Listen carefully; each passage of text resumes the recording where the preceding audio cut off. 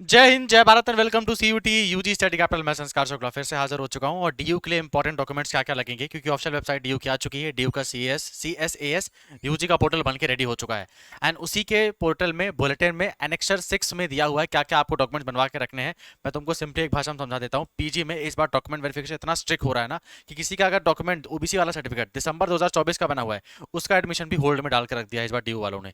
तो अपना डॉक्यूमेंट पक्का अभी से बनवा के रेडी करो, नहीं तो बाद में दिक्कत होगी। ठीक है, इस बार क्योंकि डॉक्यूमेंट के मामले में डीयू बहुत ज्यादा स्ट्रिक्ट हो रहा है।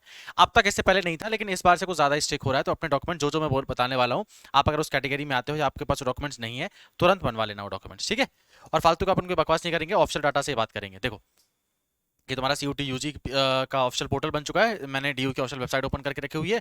सी एस एस यूजी में क्लिक करना, ठीक है। एंड इसी के तुम पेज नंबर चले आना, पेज नंबर ऑलमोस्ट 62 में। ठीक है, पेज नंबर 62 में यहाँ पे लिखा हुआ है list of documents required at the time of applying. जो डॉक्यूमेंट आपको चाहिए होंगे अप्लाई करते वक्त। अभी डॉक्यूमेंट वेरिफिकेशन आपका ऑनलाइन होता है। अगर डॉक्यूमेंट पुराने होंगे, एडमिशन को होल्ड में डाल दिया जाएगा। या तो अभी मेरी बात मान जाओ, या तो तुम बाद में तो मान ही जाओगे जब आपके साथ ये स्थिति होगी। क्योंकि मैं पीजी वालों में सेम चीजें ही देख रहा हूँ। आज एलएलबी का रिजल्ट आने वाला था, फी पेमेंट आने वाला था। कई लोगों के एडमिशन में एडमिशन होल्ड डाल के रख दिया है क्योंकि उनका सर्टिफिकेट पुराना वाला था। ठीक है, एंड सर्टिफिकेट सेंटर का लगता है या स्टेट का लगता है, और क्या क्या डॉक्यूमेंट लगते हैं मैं तुमको बता देता हूँ। बहुत ज्यादा डॉक्यूमेंट नहीं लगते हैं, बट हाँ जितने लग रहे हैं वो तुम्हारे पास होने चाहिए, ओरिजिनल होने चाहिए।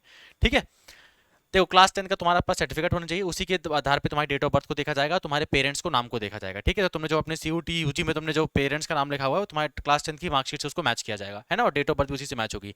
क्लास 12 की marksheet in the name of the name of the candidate must match with CUET. जो तुम्हारे क्लास 12 की मार्कशीट है उसमें जो नाम है और आपका जो सीयूटी यूजी में आपने नाम लिखा है, दोनों नाम मैच होना चाहिए। ठीक है, उसके बाद ST SC OBC NCL EWS minority CW Kashmiri migrant PWD certificate if the name of the candidate issued by the competent issuing authority the name of the candidate claiming reservation under ST SC OBC must match the name that appears on his her corresponding school board qualifying certificate. ठीक है, मतलब आपके जो category certificate में जो आपका नाम है और आपका जो 10वीं की मार्कशीट है उसमें जो नाम है, दोनों नाम मैच करने चाहिए। ठीक है, नाम मैच होने चाहिए।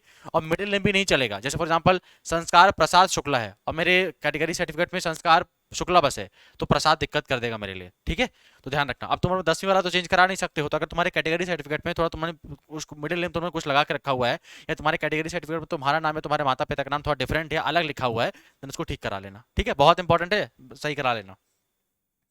उसके बाद ओबीसी नॉन क्रीमी लेयर के बारे में बताया हुआ है। इनकम सर्टिफिकेट आपको बनवा के रखना पड़ेगा, मस्ट बी इशूड आफ्टर 31 मार्च 2025।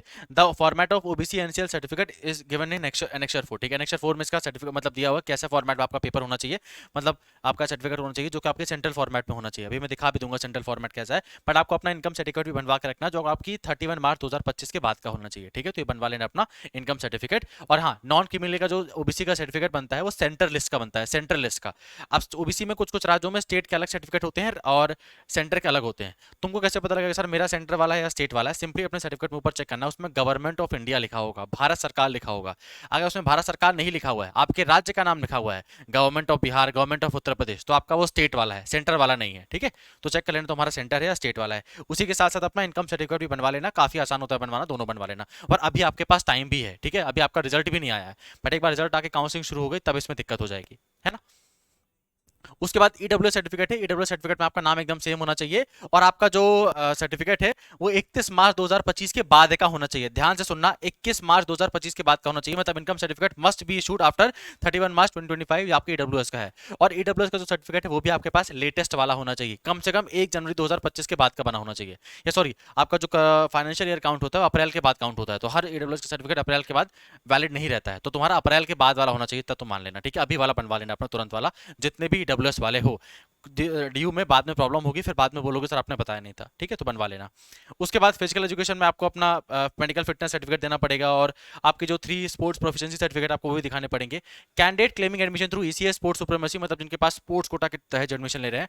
आपके पास पहली बात तो कोई स्टेट लेवल का, नेशनल लेवल का, ओलंपियाड लेवल का, या एसजीएफआई मतलब school game federation of India का आपने कहीं रिप्रेजेंट किया होना चाहिए, तभी आपको इसका फायदा मिलेगा। ठीक है, पीडब्ल्यूडी सर्टिफिकेट आपके पास अपना कॉम्पिटेंट अथॉरिटी का बना होना चाहिए, और अगर आप इसमें फर्जीवाड़ा करते हैं तो यहाँ पे आपका मेडिकल चेकअप भी होगा, पकड़े जाएंगे तो ऐसा मत करना। ठीक है,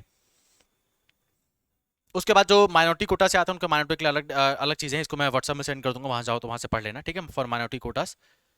और बस आपको इतने ही डॉक्यूमेंट चाहिए होते हैं, बस उसके बाद कुछ भी नहीं चाहिए होता है। ठीक है, इसके अलावा और क्या चाहिए होता है सर? आधार कार्ड चाहिए होता है, आधार कार्ड चाहिए होता है, 10वीं की मार्कशीट चाहिए होती है, 12वीं की मार्कशीट चाहिए होती है, तुम्हारी 2 फोटो चाहिए होती है पासपोर्ट साइज, सीयूटी यूजी में तुम्हारे जो स्कोर कार्ड आएगा वो चाहिए होता है, बस उसके अलावा और कुछ भी नहीं चाहिए। मेन जो पूरा का पूरा खेला होता है वो तुम्हारे नाम के ऊपर पे होता है कि तुम्हारा नाम नहीं अलग होना चाहिए। आधार कार्ड में कुछ और नाम है, 10वीं की मार्कशीट में कुछ और नाम है, सीयूटी यूजी में कुछ और नाम लिख दे के दे दिया है तुम लोगों ने, और कैरेक्टर सर्टिफिकेट में, और सॉरी कैटेगरी सर्टिफिकेट में कुछ और नाम है। नाम सेम होने चाहिए, डेट ऑफ बर्थ मैच करनी चाहिए, और for OBC and EWS certificate आपका लेटेस्ट होना चाहिए। साथ में आपको इनकम सर्टिफिकेट भी देना पड़ेगा जो 31 मार्च 2025 के बाद बना हो। अगर इतनी चीजें क्लियर है तब तुमको कोई दिक्कत नहीं आने वाली, बढ़िया आराम से मौज करो। ठीक है, फिर कोई दिक्कत नहीं आने वाली। बट अगर ये चीजें नहीं है देन प्लीज बनवा लेना, बाद में बहुत दिक्कत आएगी। ठीक है, बाकी स्पोर्ट्स कोटा वाले हो तो तुम्हारे पास तुम्हारा सर्टिफिकेट ऑलरेडी होगा, स्टेट, नेशनल, ओलंपियाड, इंटरनेशनल या एसजीएफआई वाला।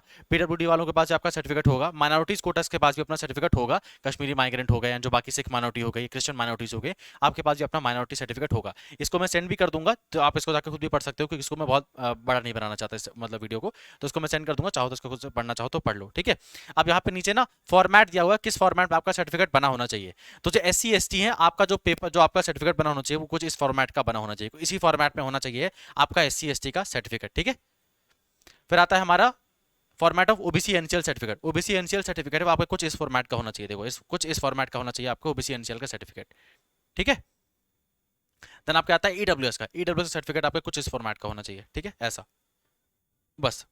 और फिर आपके एजुकेशन कंसेशन सर्टिफिकेट ये तो अलग होता है, बाकी आपके इस फॉर्मेट में सर्टिफिकेट होने चाहिए। ये वाला जो बुलेटिन है इसको मैं आपको सेंड भी कर दूंगा, खुद से पढ़ना चाहो तो एक बार खुद से भी पढ़ सकते हो। ठीक है, और जाके व्हाट्सअप चैनल भी ज्वाइन कर लेना, इसी वीडियो के डिस्क्रिप्शन में व्हाट्सअप चैनल का लिंक दिया हुआ है। नेक्स्ट वीडियो अपन कवर करेंगे दिल्ली यूनिवर्सिटी में फीस कितनी होती है अलग अलग कॉलेजेस की। ठीक है, तो मैं हर कॉलेज के कोर्स वाइज कोर्स अलग अलग बनाऊंगा, बीए का अलग, बीएससी का अलग, बीकॉम का अलग, क्योंकि एक वीडियो में खिचड़ी बन जाएगी, क्योंकि बहुत सारे कॉलेजेस हैं डीयू में, है ना। तो अलग अलग कोर्स करके मैं नेक्स्ट वीडियो बनाने वाला हूँ दिल्ली यूनिवर्सिटी के कॉलेजेस की फीस के रिलेटेड, अलग अलग कोर्सेज की। और तुम किस टॉपिक के ऊपर वीडियो चाहते हो कमेंट कर देना, मैं बना दूंगा। Thank you.